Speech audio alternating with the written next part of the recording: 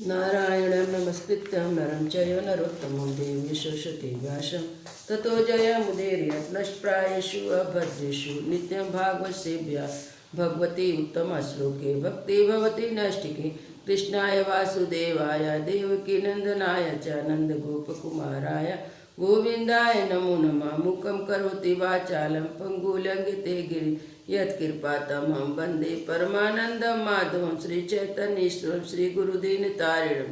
श्रीमद्भागवतम महापुराण स्कंद 8 अध्याय 19। भगवान वामन का बलि से 3 पग भूमि मांगना, बलि का वचन देना और शुक्राचार्य का उन्हें रोकना। श्री सुखदेव जी कहते हैं, राजा बलि के वचन धर्म भाव से भरे और बड़े मधुर थे। उन्हें सुनकर भगवान वामन ने बड़ी प्रसन्नता से उनका अभिनंदन किया और कहा। श्री भगवान ने कहा, राजन, आपने जो कुछ कहा वह आपकी कुल परंपरा के अनुरूप और धर्म भाव से परिपूर्ण यश को बढ़ाने वाला अत्यंत मधुर है। क्यों न हो, परलोक हितकारी धर्म के संबंध में आप भृगु पुत्र शुक्राचार्य को परम प्रमाण जो मानते हैं, साथ ही अपने कुल वृद्ध पितामह परम शांत प्रहलाद जी की आज्ञा भी तो आप ऐसे ही मानते हैं। आपकी वंश परंपरा में कोई धैर्यहीन अथवा कृपण पुरुष कभी हुआ ही नहीं। ऐसा भी कोई नहीं हुआ जिसने ब्राह्मणों को कभी दान ना दिया हो, अथवा जो एक बार किसी को देने की प्रतिज्ञा करके बाद में मुकर गया हो। दान के अवसर पर याचिकाओं की याचना सुनकर युद्ध के अवसर पर शत्रुओं के ललकारने पर उनकी ओर मुंह मोड़ लेने वाला कायर आपके वंश में कोई भी नहीं हुआ। क्यों ना हो, आपकी कुल परंपरा प्रहलाद अपने निर्मल यश से वैसे ही शोभायमान होते हैं जैसे आकाश में चंद्रमा। आपके कुल में हिरणाज जैसे वीर का जन्म हुआ। वह वीर जब हाथ में गदा लेकर अकेले दिग्विजय के निकला, तब सारी पृथ्वी घूमने से उसे अपनी जोड़ी का कोई भी वीर ना मिला। जब विष्णु भगवान जल में ही पृथ्वी का युद्ध का उद्धार कर रहे थे, तब वह उनके सामने आया और बड़ी कठिनाई से उन्होंने उस पर विजय प्राप्त की। परंतु उसके बाद भी उन्हें बार बार हिरणा की शक्ति और बल का स्मरण हो आया करता था। उसे जीत लेने पर भी वे अपने को विजयी नहीं समझते थे। तब हिरणाज के भाई हिरण्याकश्यप को उसके वृत्तांत मालूम हुआ। तब वह अपने भाई का वध करने वाले को मारने के लिए क्रोध करके भगवान के निवास स्थान वैकुंठ धाम में पहुंचा। विष्णु भगवान माया रचने वाले में सबसे बड़े हैं और उन सबको समय को खूब पहचानते हैं। जब उन्होंने देखा कि हिरण्याकश्यप तो हाथ में त्रिशूल लेकर काल की भांति मेरे ऊपर धावा कर रहा, तो उसने विचार किया, जैसे संसार के प्राणियों के पीछे मृत्यु लगी रहती है, वैसे ही मैं जहाँ जहाँ जाऊँगा वहीं वहीं वह मेरा पीछा करेगा। इसलिए मैं इसके हृदय में प्रवेश कर जाऊँ, जिससे वह मुझे देख न सके, क्योंकि वह तो बहिर्मुख है, बाहर की वस्तुएं ही देखता है। असुर शिरोमणि जिस समय हिरण्याकश्यप उन पर झपट रहा था, उसी समय निश्चय करके डर से कांपते हुए विष्णु भगवान ने अपने शरीर को सूक्ष्म बना लिया और उसके प्राणों द्वारा नासिकाग्राम होकर हृदय में जा बैठे। हिरण्याकश्यप ने उनके लोकों को भली भांति छान डाला, परंतु उनका कहीं पता ना चला। इस पर क्रोधित होकर वह सिंहनाद करने लगा। उस वीर ने पृथ्वी, स्वर्ग, दिशा, आकाश, पाताल, पृथ्वी सब जगह हिरण्याकश्यप को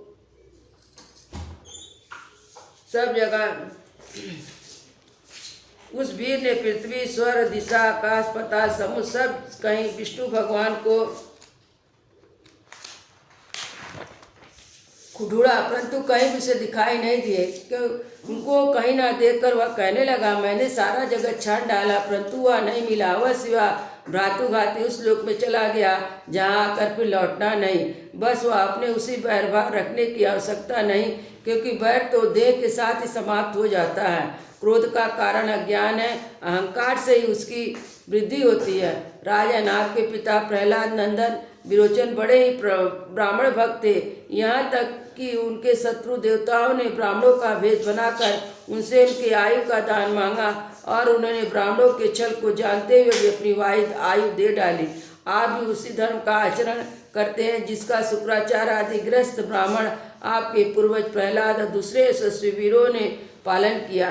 दैत्यराज, आप मुँह मांगी वस्तु देने वालों में श्रेष्ठ है। इसी से मैं आपसे थोड़ी सी पृथ्वी केवल अपने पैरों से 3 पग मांगता हूँ। माना कि आप सारे जगत के स्वामी और बड़े उदार हैं, फिर भी मैं आपसे इससे अधिक नहीं चाहता। विद्वान पुरुष को केवल अपनी आवश्यकताओं के अनुसार ही दान स्वीकार करना चाहिए, इससे वह प्रतिग्रहजन पाप से बच जाता है। राजा बलि ने कहा, ब्राह्मण कुमार, तुम्हारी बातें तो वृद्धों जैसी है, परंतु तुम्हारी बुद्धि अभी बच्चों की जैसी है। अभी तुम हो तो भी बालक ही ना, इसी से अपनी हानि लाभ नहीं समझ रहे हो।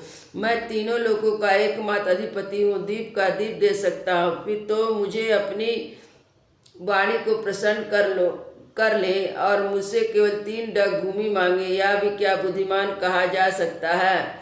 ब्रह्मचारी जी को एक बार कुछ मांगने के लिए मेरे पास आ गया, उसे फिर किसी से कुछ मांगने की आवश्यकता नहीं पड़नी चाहिए। अतः अपनी जीविका चलाने के लिए तुम्हें अपनी भूमि की आवश्यकता हो तो मुझसे मांग लो।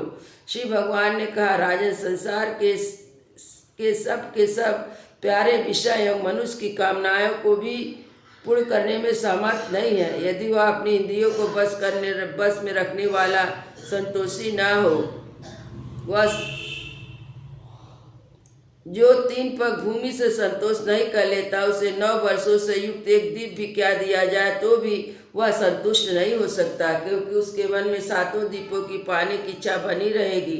मैंने सुना है कि पृथ्वी, गाय और नरेश 7 दीपों के अधिपति थे, परंतु उनसे धन और भोगों की सामग्री के मिलने पर भी तृष्णा का पार ना पा सके।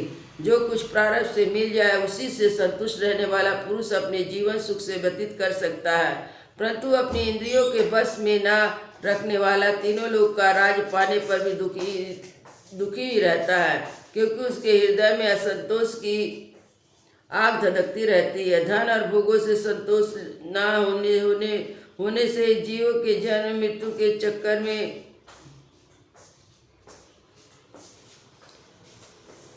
गिरने का कारण है। अतः जो कुछ प्राप्त हो जाए उसी से संतोष कर लेना मुक्ति का कारण है। जो ब्राह्मण स्वयं प्राप्त वस्तु से ही संतुष्ट रहते हैं, उसके तेज की वृद्धि होती है। उसके असंतोषी हो जाने पर उसका तेज वैसे ही शांत हो जाता है जैसे जल से अग्नि। इसमें संदेह नहीं है कि आप मुँह-मांगी वस्तु देने में शिरोमणि है, इसलिए मैं आपसे केवल 3 पग भूमि ही मांगता हूँ। इतने से मेरा काम बन जाएगा। धन उतना ही संग्रह करना चाहिए जितने की आवश्यकता हो। सुखदेव जी कहते हैं, भगवान के इस प्रकार कहने पर राजा बलि हंस पड़े। उन्होंने कहा, अच्छी बात, जितनी तुम्हारी इच्छा उतनी ले लो।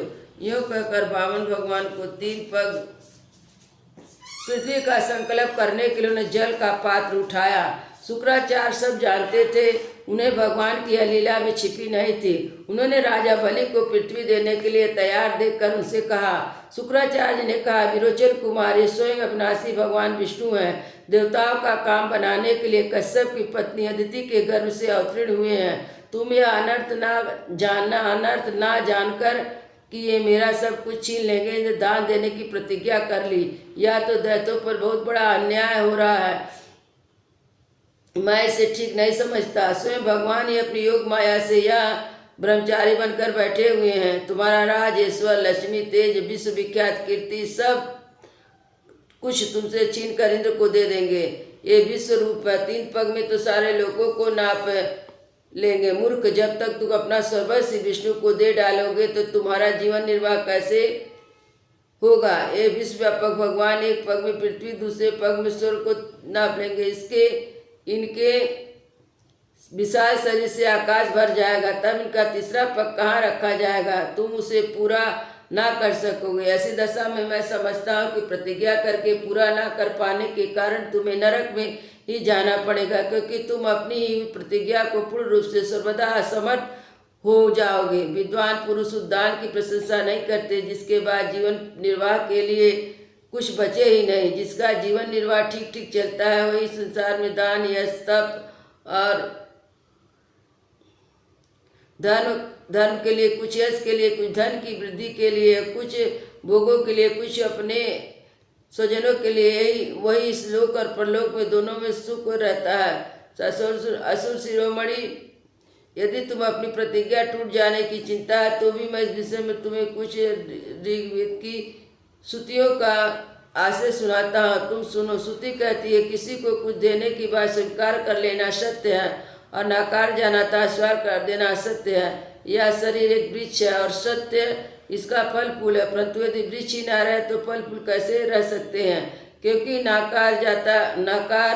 नकार जाना, अपनी वस्तु दूसरों को ना देना, दूसरी वस्तु को अपना संग्रह बचाए रखना, यही शरीर रूप वृक्ष का मूल है। यदि जड़ ना रहने पर वृक्ष सूख कर थोड़े ही दिनों में गिर जाता है, तो उसी प्रकार यदि धन देने से अस्वीकार किया जाए तो वह जीवन सूख जाता है। इसमें संदेह नहीं है। हाँ मैं दूंगा यह वाक्य धन का दूर हटा देता है, इसलिए इसका उच्चारण अथवा अपूर्ण अर्थात धन से खाली कर देने वाला। यही कारण जो पुरुष हाँ मैं दूंगा ऐसा कहता है वह धन से खाली हो जाता है। जो याचक सब कुछ देना स्वीकार कर लेता है, अपने लिए भोग की कोई सामग्री नहीं रख सकता। इसके विपरीत मैं नहीं दूंगा यह भी अस्वीकार आत्मा सत्य है वह और धन को सुरक्षित रखने और पूर्ण करने वाला, परंतु यह सब समय नहीं करना चाहिए। जो सबसे वस्तु के लिए नहीं करता रहता उसकी अपकीर्ति हो जाती। यह तो जीवित होकर भी मृतकों के समान है। स्त्रियों को प्रसन्न रखने के लिए हास परिहास में, विवाह में, कन्या आदि के प्रसंग करते समय, अपनी जीविका की रक्षा के लिए, पाठ संकट उपस्थित होने पर, गौ ब्राह्मण के हित के लिए तथा किसी की मृत्यु से बचाने के लिए असत भाषण भी उतना निंदनीय नहीं है। वृंदावन बिहारी लाल की जय। जय श्री राम लला की जय। जय जय सीताराम।